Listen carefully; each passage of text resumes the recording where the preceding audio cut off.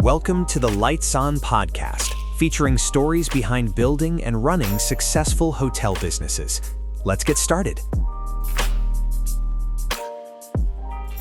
Welcome back to the Lights On podcast. I'm Kin Seo, CEO of Lights On and your host today. On this podcast, we share stories across hospitality about building and growing hotel businesses. This episode is brought to you by Lights On. Lights On is the revenue and marketing team for independent hotels. We work with over 40 hotels across the US, helping them find where money is hiding in their guest journey, then fixing it.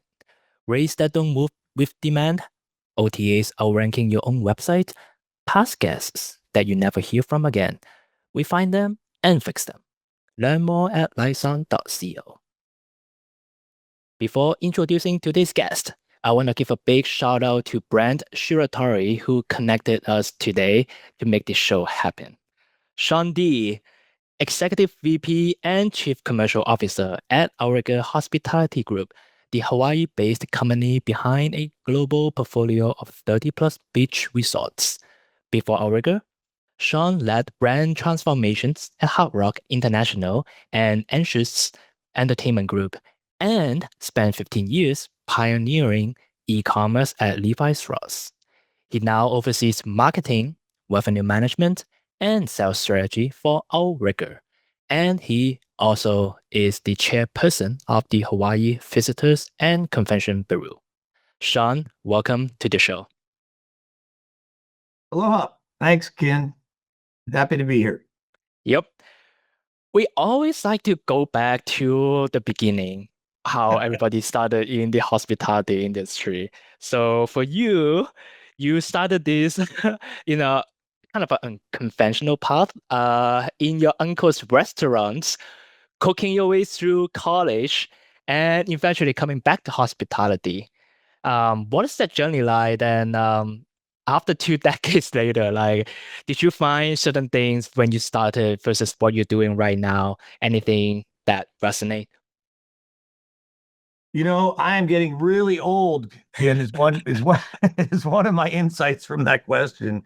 And it's a long way back to think back to those early days in my, I guess, professional, career. But it's true. I know you did a little bit of research and used some AI tools to track down some prior interviews. But I had two.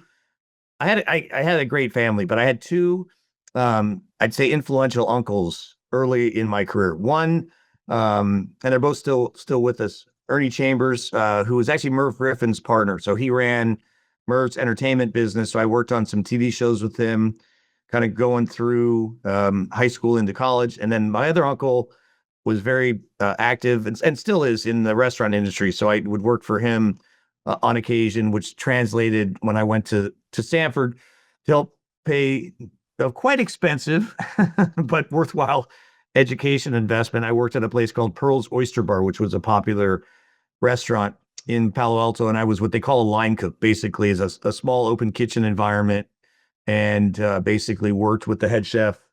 He and I for many years, actually. I did that I had that role through college, and actually my first few years working in advertising, which had, ironically, my uncle had suggested, since there's not a robust broadcast or entertainment business per se in San Francisco, that the next best thing was working in advertising, where he had started his career. That's actually led me to advertising coming out of school. So, but it's interesting the way you framed the question, because that one sort of early entry into the entertainment space kind of got me hooked on that side of that business. And then the restaurant business kind of got me hooked on hospitality. And here I am all these years later, literally many, many, many years later, and kind of the core hospitality bug, if you will, that I caught early has stayed with me, as well as the entertainment side. If you think about Outrigger and Dukes and Cirque du Soleil and Blue Note and all the live music that we try to deliver as part of the overall Outrigger model, kind of the experience that you have at an Outrigger, it's certainly it's been framed in me from the very beginning. That must be like, I feel like there's a model that, because of your career and how you navigate that, I think there's a lot of that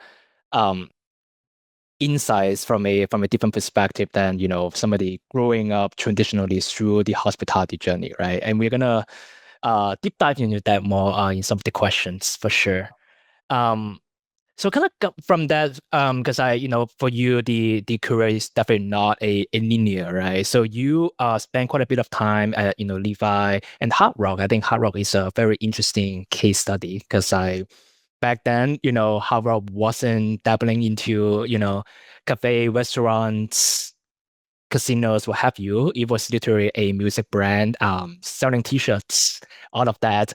And kind of, you got in at the time when it's a big transformation happened, doing something completely different, right? So how can you share more on what that repositioning story and especially having a brand with very strong identity on one segment moving to another?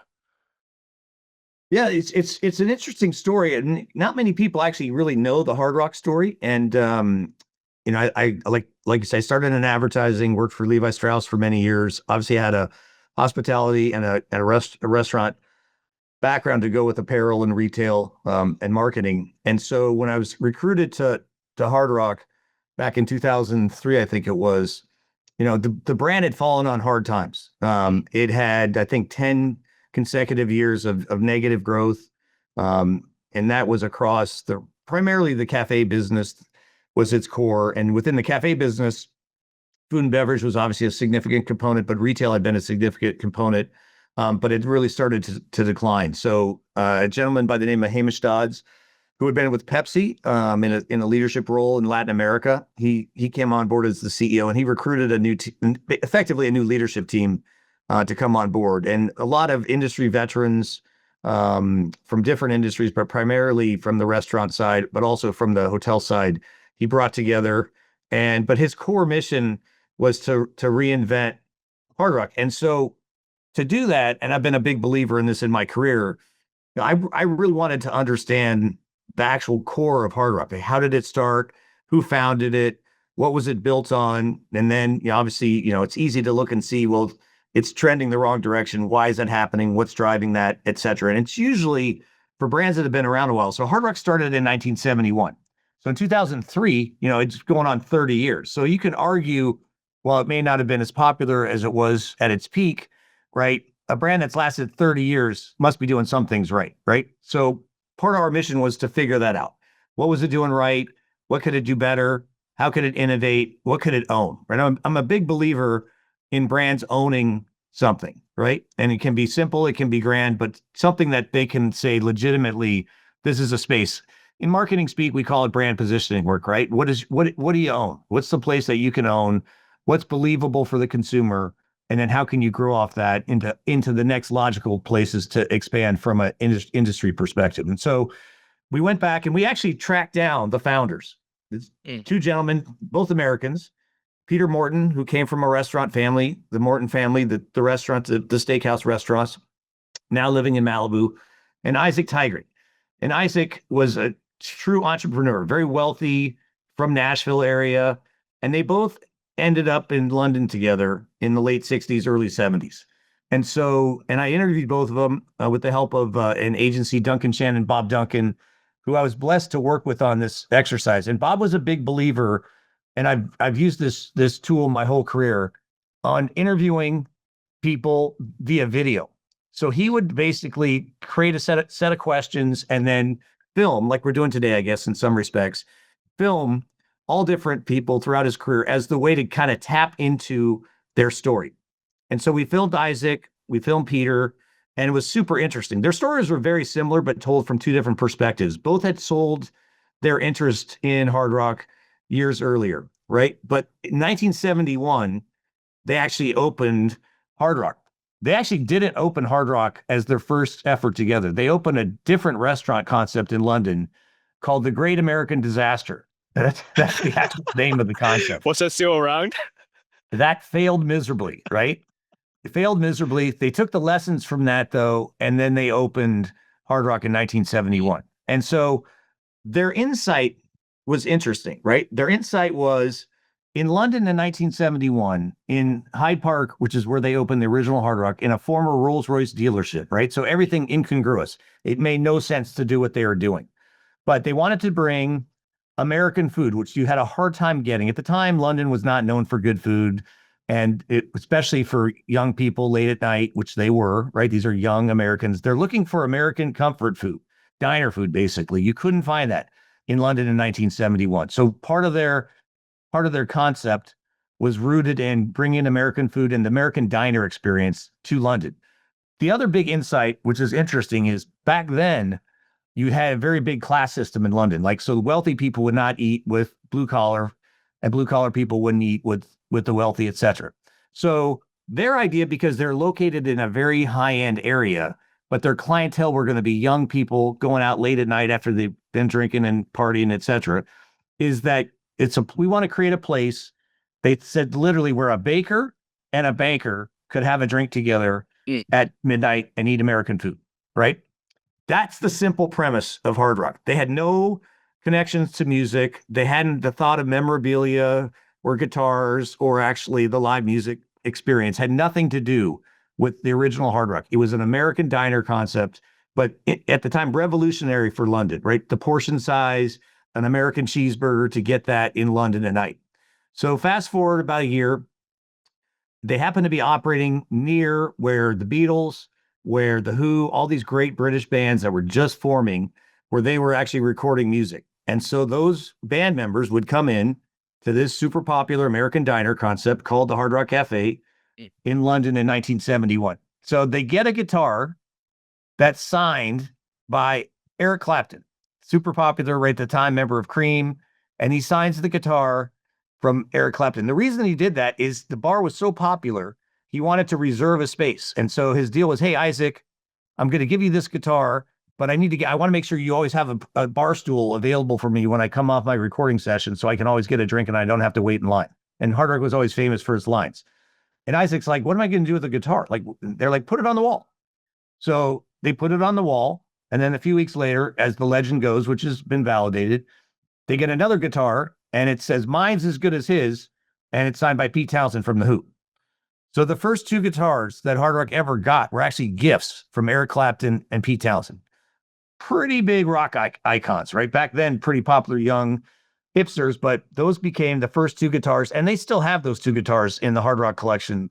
And kind of the rest of Hard Rock's is history. And so the premise that we had was we need to get back to our roots. Hard Rock has lost its way in 2003 and 2004. It's become basically a bad themed chain restaurant that's operating in places it probably shouldn't be operating. And we had a Hard Rock Museum. We had a Hard Rock Academy. They were serving Hard Rock food on Delta Airlines. I mean, it was just all over the place. And so we said, let's get back to the original London Cafe, which was still open, and see if we can remake that place, find some iconic locations to open cafes again, close cafes in places that don't make sense, right? Second tier markets, right? Only be in the places where you got a mix of locals and visitors, start appealing to locals again, and reinvent everything. And we call them the answers, the menu, the merchandise, right? But all rooted in a positioning statement, which was very, it came to us very quickly, right? Which is if you go to a rock concert, right? There's that moment, right? That it's the end of the concert. There's usually some sort of a climax, right? In the Who's case, it's when Pete Townsend jumps in the air and smashes his guitar into a million pieces. That picture became our brand positioning, right? And so a visual kind of captured the energy of a concert. And I always ask people, I said, what was the first concert you ever went to? Inevitably, everybody will tell you what the concert is. They remember the first time they ever saw live music, or the first time they saw a live DJ performance, the first time they saw Bruno Mars, right? You remember that first act. And there's something powerful about music. And so our insight was, that's what we're trying to do at Hard Rock. At every Hard Rock, every night, everywhere around the world, we're trying to capture that same moment that you would have had at your first concert, right? Right before, we call it, right, Hana-Ho, right before the encore happens. And it just happened that we had the best rock stars in the world that we could build that imaging on. And so we called it, what Hard Rock what needs to be great at again is delivering experiences that rock, right? So we clearly can do that in the music space. You definitely can do it in the merchandise space, right? If you got a great, attractive merchandise line, and then you can start to think about other categories that you could be doing this in, right? And we just had a deal done with the Seminole Tribe of Florida, major Indian tribe. They had casinos. So branding casinos, right? think about an experience, a casino experience in Vegas, right? That's a rock and roll experience from the venue itself that's usually embedded to the bar to the scene that you have there, and the same with hotels, right? And I remember the head hotel guy saying, Sean, we've got to change the name though. We can't call the hotels Hard Rock Hotels. I said, what do you mean? He said, that's known for burgers and t-shirts. We're never going to be able to sell hotel rooms, right? From the same company that's selling burgers and French fries, right?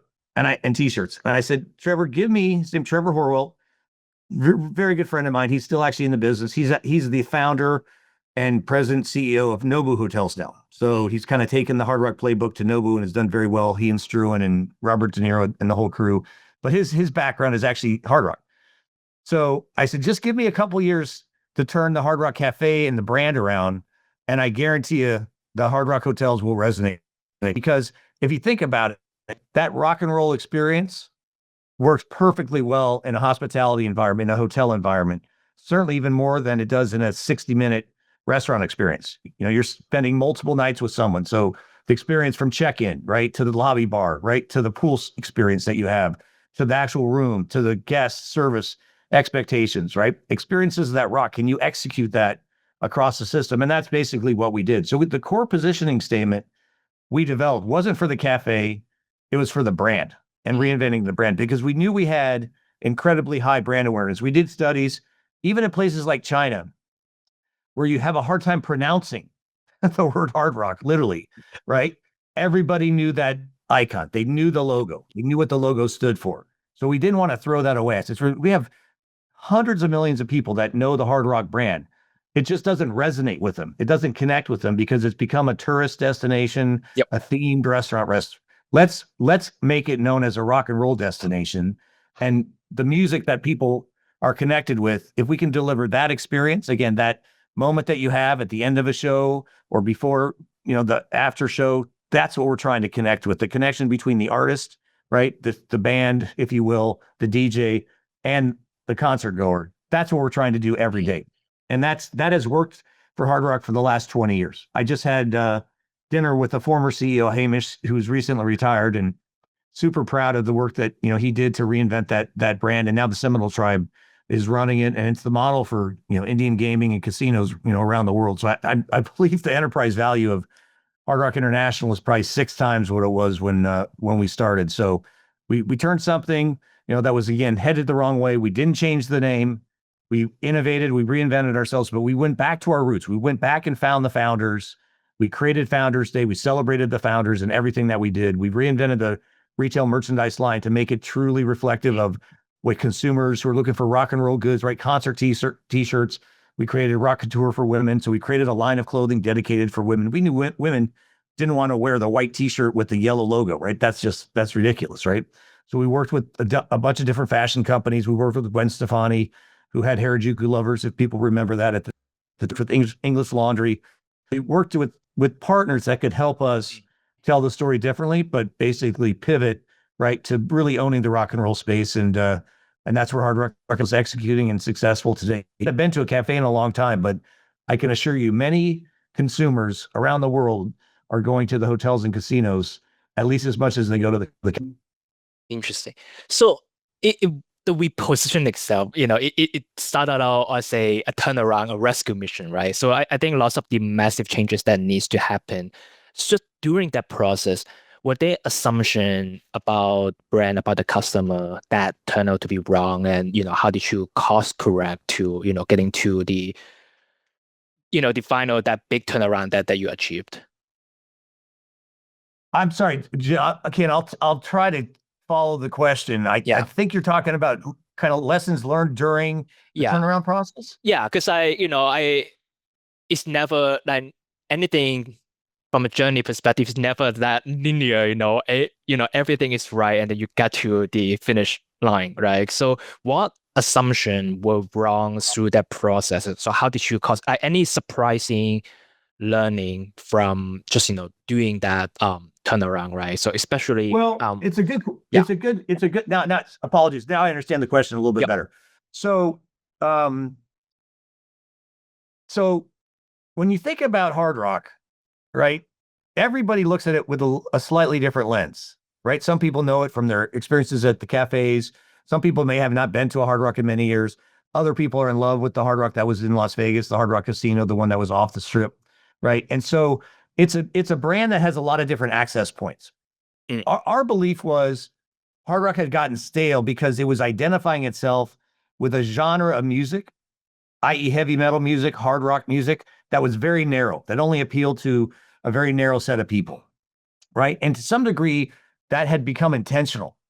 There was a couple people in the company that were in charge of this relations, if you will, and who the acquisition. So Hard Rock has the largest and still does collection of music memorabilia in the world, right? And it gets those, some are donated, some are purchased, but effectively it has an ongoing process of acquiring guitars, pianos, drums, you name it, photos, et cetera, et cetera. And it's been doing that for a long time, and it has this enormous collection.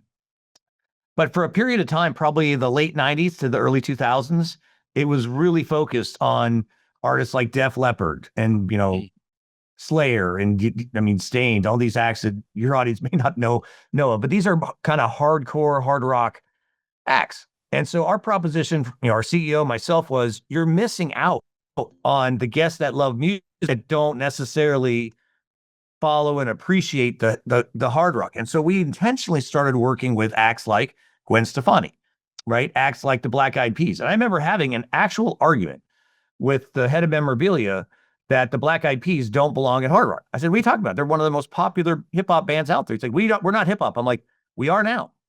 I said, there is a huge contingent of consumers globally that loves hip hop and they love DJ culture. Are you telling me we don't want them in our restaurants and hotels and casinos? Absolutely we do. They're younger consumers, right? They have a lot more discretionary spend. They don't have families yet. Most of them aren't married. That's exactly who we want. That's the target that we want. So my lesson in that exercise was our biggest objection to progress, our biggest objection to opening up Hard Rock to female rockers, to hip hop, to all different genres of music was actually internal. It was our internal constituents weren't bought in to the reinvention that we're talking about. And I made the point to him. I said, go to the beginning.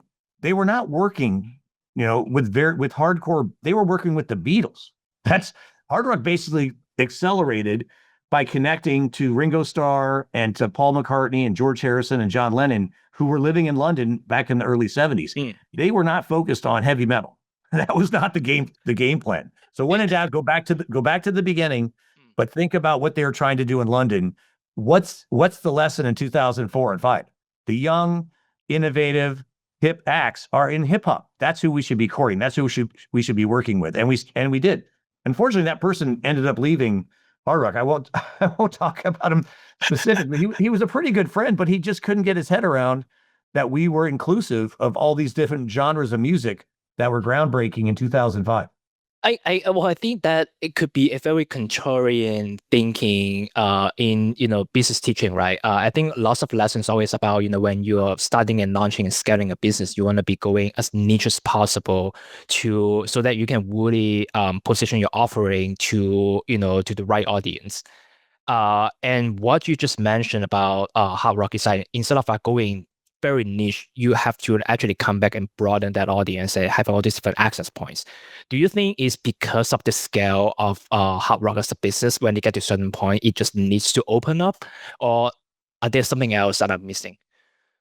No, I think, it's interesting as you reflect back on that and kind of challenge my proposition. I mean, I'd say generally, I try in my years of doing this, brand marketing, advertising, now chief commercial officer, I try to think of our business as a challenger brand, right? Challenging the leaders, right? How can you do things different, but ownable, right? That actually are believable that they're coming from the brand. But to your point, own something specific. So to me, owning music, owning rock and roll, or owning the music space for a hospitality company is very specific, right? That defines you. But the genres of music that you're appealing to allows you to open up to broader audiences. And when you're a brand of, at the time, and still to this day, Hard Rock operates in, good God, probably 100 countries around the world, right? Countries where people don't speak English, countries where they have no idea who Def Leppard and Slayer is, but they have their music, if you will, right? So connecting the music with the consumer, to me, was really important. And actually, it's something that I've taken throughout my career, and we try to do at Outrigger. We call it here sense of place, but sense of place in Hawaii is different than Fiji, different than Thailand. So we try to celebrate the place in each place we operate. Hard Rock interestingly taught me that lesson because that's what we were trying to do at Hard Rock. So for instance, Hard Rock merchandise, you can only get the brand merchandise at the place that you go to. Yep. So the Hard Rock Singapore shirt, you can't get that shirt online. You can't get that shirt in Honolulu. You can only get that shirt if you've been to the Hard Rock Hotel or Casino in Singapore. That's an interesting way to think about retailing, right? Is that you created a sense of place. Well, to me then, I better know who are the musicians in Singapore? What's the music scene in Singapore? And that needs to be part of the story that we tell globally, right? But if you go now to the Hard Rock in Tokyo or the Hard Rock in Singapore, yeah, there's some famous iconic acts. You're going to have rock and roll stars that are global, but you're also going to see, and this is intentional, a mix of local musicians that you may never have heard of. And we view that as part of our job to educate, global consumers about the music from all around the world. We did a program in China, and it was not easy to find Chinese rock stars, right? Because there are not a lot of them. I'll be honest, but we did find them, right? And we found there's a pretty famous artist, and a lot of them are crossover acts. But we felt it was important when we opened the Hard Rock Macau, the hotel, right? I was from Macau, right? so yeah, that Hard Rock Macau. We spent a lot of time trying to figure out mainland PRC, right? Mainland Chinese rock stars who at time for many years were banned. You go to jail for playing rock music in China. And so being able to acquire they were skeptical when we tracked them down. They're like, why do you want to talk to me? And why do you want my guitar? And, but then once we explained to them what we were doing, frankly, most of them were happy to donate their stuff. They'd love to see that their memorabilia would be in the Hard Rock Macau, where it still is today. There's a Hard Rock Cafe there, Hard Rock Hotel and a Hard Rock Casino in the Crown Melco development on the Cotai Strip. So anyhow, it's an interesting question about, can you retain your identity as kind of a core boutique brand, if you will, on a global basis? And I humbly submit you can. And part of it's about being true to who you are, having a great sense of place, and global brands need to have the ability to appeal not only to a broad audience, but to specific audiences in specific places. And again, a lesson that I've learned along the way, and I try to take advantage of those lessons here at Outrigger. Yeah, that multi-dimensional approach, honestly, it blew my mind, because I think I was thinking very finite in terms of dimension, but I think you just opened up. There are just a lot more dimensions that you can look at it. And thank you for the shout out from my hometown, Macau. I would never expect in my podcast career so far that anyone will mention Macau, and I was just at the Hard Rock hotel just not long ago actually. So thanks for the shout out. So let's talk about Outrigger a little bit. I think just all the stories and learnings that you took from Hard Rock now bring, when you joined Outrigger, years ago, it was right before the transition. It was a local family owned business, and at some point it was transitioned into it got acquired by KSL Partners, a private equity firm. So walk us through, like, when you arrived, the brand positioning back then. What have you done? Like, did you done the similar repositioning exercise for Outrigger, especially through the transition from a locally family-owned company to a private equity owned companies? I think there's just many dimensions that I would love to hear, like how that was, everything you learned back then applied to Outrigger. Well, we don't have a whole lot of time, so I'll try to keep it. We have to do a part brief. two. Yeah, it's interesting, and I know, I know folks that work with your company. So congratulations on your success. I know you have some former Outrigger folks that you work with. So shout out to them. So good luck to them at Lights On as well. So it's interesting. So there was a gap between Hard Rock and Outrigger. So I went from Hard Rock to a company called Anschutz Entertainment Group. And so I knew Anschutz. Many people probably don't know the company, but they'll know the sports teams. They own the LA Galaxy. They own a portion of the Lakers, the LA Kings in hockey. So it's a sports entertainment company. They own the Coachella Music Festival, the New Orleans Jazz Festival. They own music venues all over the world, O2 in London, as well as Staples Center in now Crypto. So it's a sports entertainment facility company. And they actually ran some of the Hard Rock live venues. So I knew that company as our live entertainment partner. And I had a desire to get back to the West Coast. Hard Rock's based in, of all the great things about Hard Rock, and I apologize, it's based in Orlando, Florida, which is not my favorite. I think Disney markets it as one of the happiest places on the planet, but my wife would not agree with that statement. So I looked to get back west, and I was blessed to be able to sign an agreement with Anschutz Entertainment Group, and I was based down in LA Live. And this is the early days of LA Live. There are no hotels. They had basically an entertainment complex around Staples Center. The desire to add theaters, the desire to add hotels, et cetera. So I was brought on in pretty early, and it was a phenomenal opportunity for me.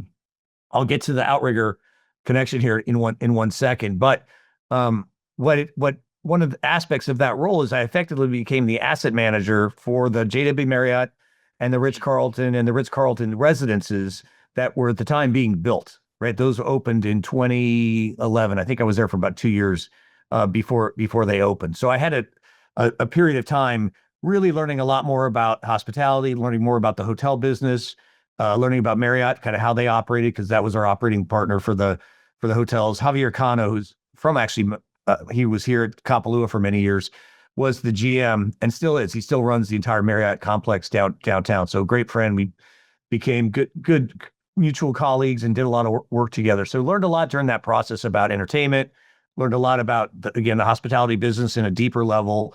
And so I was recruited here by David Carey, who is married to the granddaughter of the founder of the Kelly family. And I just had lunch today and told the story briefly, but got to know David. There was a ULI trip, Urban Land Institute, had done a site visit of LA Live that I hosted.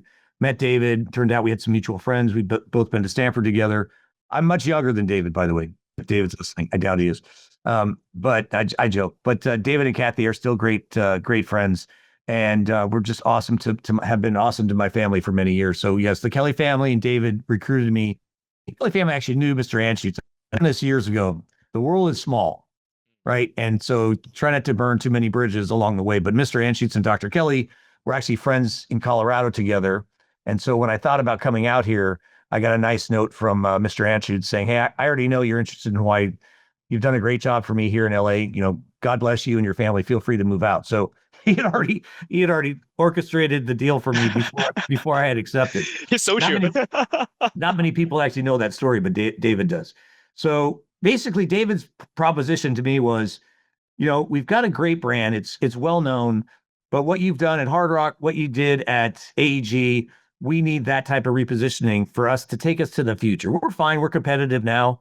I'm worried that, we're not going to be as competitive because all the big brands now are operating in Hawaii. There's a period of time where Outrigger and the Kelly family kind of had home field advantage, if you use a sports analogy, right? They knew how to operate. They had a great host culture. The work they did with Dr. Kanahele in the Outrigger way, they had an advantage. And a lot of companies were intimidated about operating in Hawaii. I think for a long period of time, for instance, Marriott ran Hawaii out of Asia. They didn't run it out of, that's an interesting insight if you think about it. Up until relatively recently, Marriott, one of the largest hospitality companies in the world, thought about Hawaii as being more connected to Asia than it was to the United States. So it's an interesting thought about how they think about Hawaii being a tough place to operate or a unique place to operate. But that was changing. And so I spent a lot of time with the leadership team. I worked for the Kelly family for almost 5 years before KSL, the private equity company in Denver, acquired us. Learned a lot, had some great operating partners. Barry Wallace, who unfortunately is no longer with us, was the head of operations. Obviously learned a ton from David, some great CFOs. Ed Case was our chief legal officer, who's now obviously our congressman. So we had a great executive team. And Outrigger was looking to expand into Asia pretty dramatically. So it was a really great experience. I learned a lot. Had worked in Asia already, so going to places like Phuket and the Maldives, for me wasn't a foreign concept. Pardon the pun on that. So it was very accessible, and so we built a pretty good strategy to take Outrigger kind of up market. So Outrigger here, had a lot of different concepts, right? We had airport hotels, we have Embassy Suites, we had the Holiday Inn Resort, we have Best Western Hotel, we have the Outrigger Resorts, you got the Ohana concept, right? The Ohana, there were at the time 3 operating Ohanas.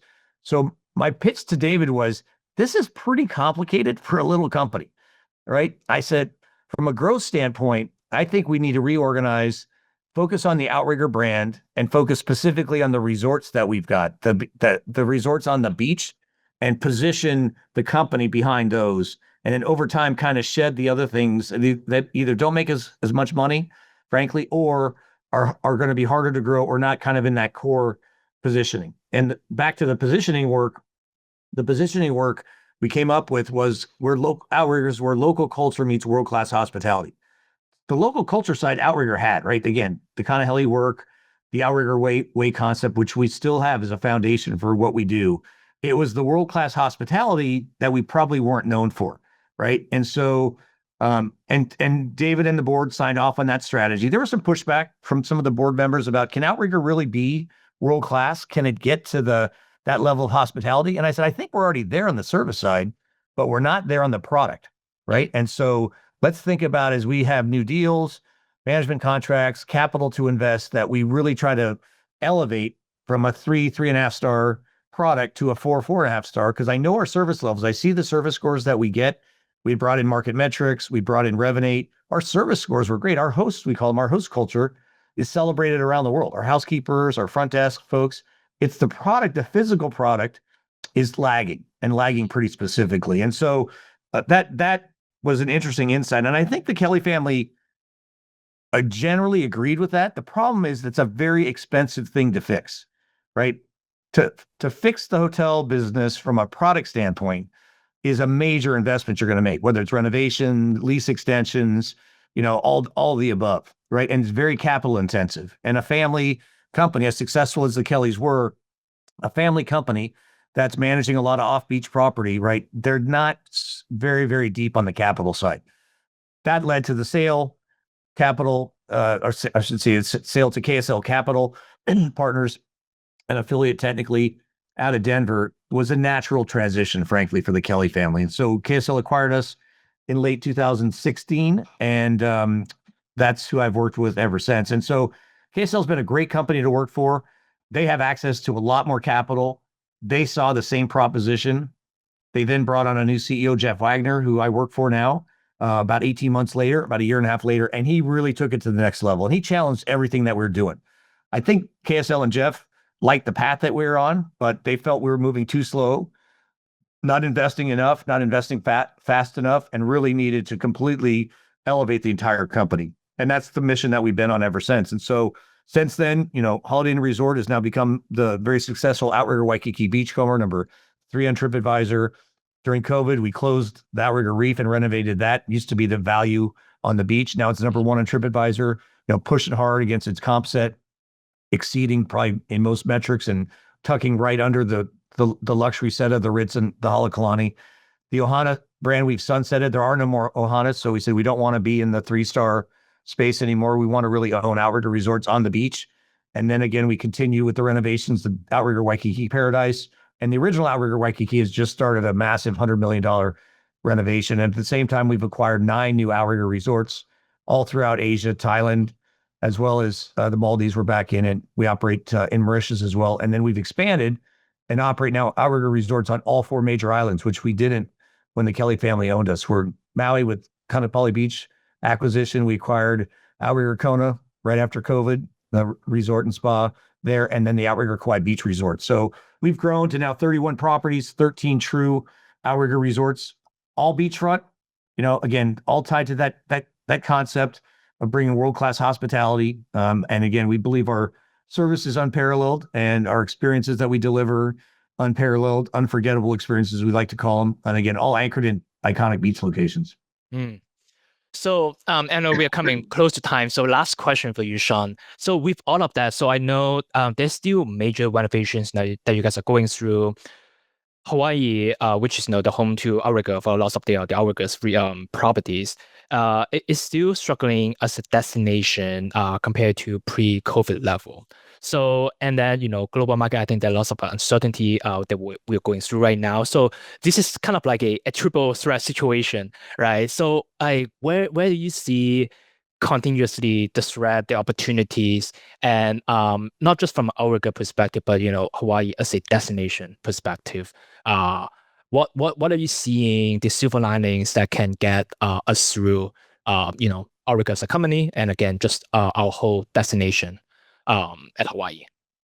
Well, it's the big question for the destination. It's the big question for the community. It's the big question for our stakeholders, right, down at the Capitol, for our governor. I'm optimistic by nature, right? I wouldn't be in this business if I wasn't. And I've been blessed to travel the world extensively. I've worked in many places, and I still believe, and I always will, that Hawaii is just a special place. I was married here. I get to work here, get to raise a family here. The concept of the aloha spirit, it's real. It just is. It's a tangible thing. It differentiates us. There's a lot of places with great beaches, great mountains, great hikes, great views, but we have all that, and right, the beautiful ocean, and we've got the spirit of the people, right? We call it the aloha spirit. So we have that, right? So we have something magical. We have something incredibly special. It's a gift, as I talk about with Aaron Salah all the time, Dr. Salah, who's now the president and CEO. It's a gift we get to share with the rest of the world, and it comes with it some responsibility. So the point I made earlier, and I'll be a little controversial probably for some of your listeners, although probably many of them are from the industry and I think share kind of a similar point of view, is when we got to 10.4 million visitors right before COVID, a lot of people said, oh, that's too many, right? Especially on social media. Although if you actually track those social media accounts, which we did, the vast majority of those accounts are not in Hawaii. Those are people in the mainland, other places that like to just make noise. Right. And so contrarians, right. And I call them sort of a little bit of the lunatic fringe, but very, very loud.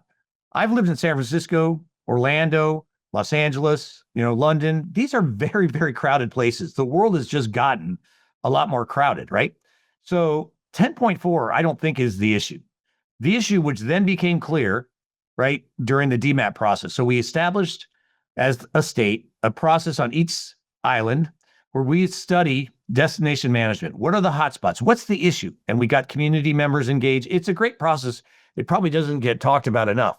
This process started about 4 years ago after COVID.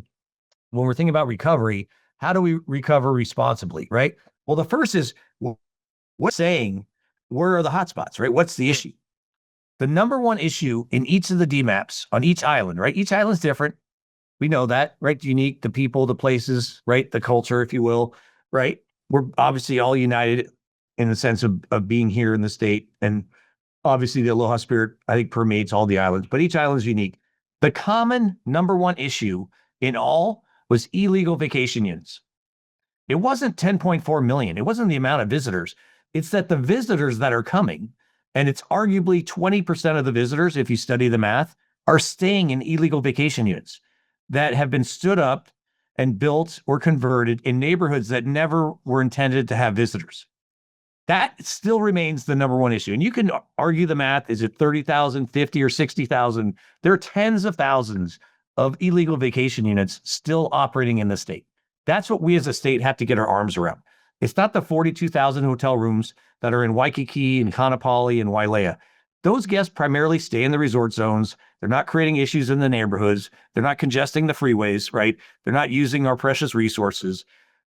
If you think about it, Myrtle Beach has 13 million visitors a year to it. I mean, Biloxi, Mississippi has like 15 million visitors a year. 10 million we can handle. We have the space to do it if we do it right. And I'm a firm believer that we can. So I think we need destination management as a tool. We got to be tough on illegal vacation units and crack down where they're operated. I believe the governor supports the industry in a big way. The head of DBID now, Jimmy Tokioka. We have some challenges, I think, with the structure of HTA and how it works. I believe it's underfunded dramatically, especially compared to the comp set. So if we need money for destination management, I don't believe we should take it from destination marketing. We should find other funds to do it. And we generate $1 billion with a B, $1 billion in tax revenue from our visitors. So people who say the visitors, aren't paying their fair share, they're absolutely paying their fair share. They pay roughly 20% of the hotel tax, right? That's what it is. 20% of your hotel stay is tax. That money goes to the general fund of the state. The general fund. It doesn't go back to tourism marketing. It goes to the general fund, right? That can be used however the legislator decides to use it, right? They have a lot of money that they've collected from the visitors. They've paid their fair share to come here.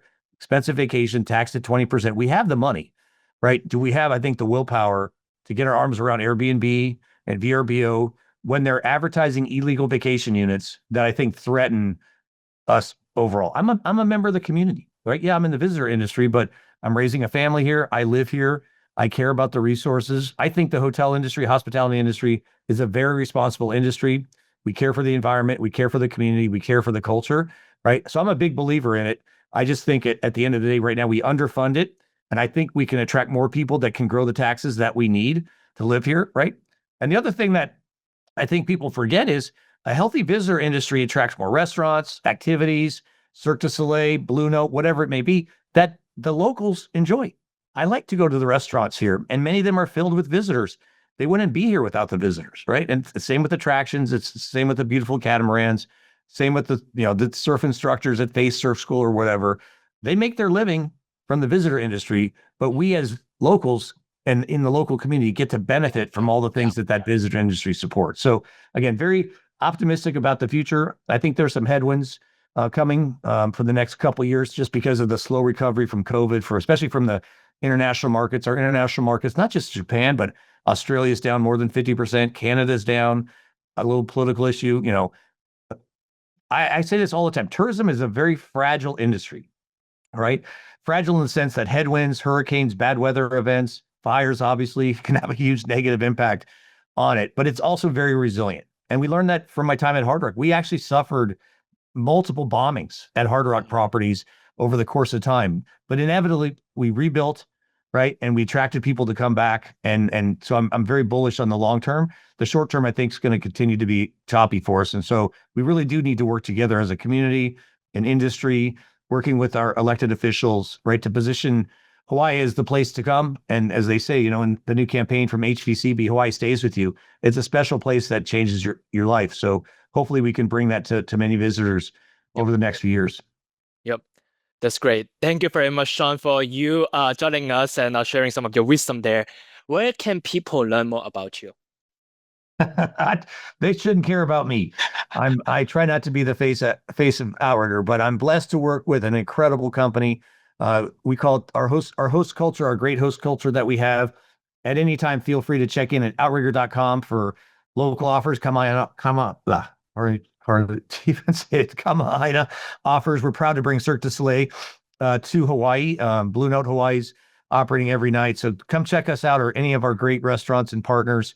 We're happy to see Duke's going strong many years later. I still like to go see my friend Henry Capono on a Duke's on Sunday after 27 years of going strong as well. So come down and see us at Waikiki. All right.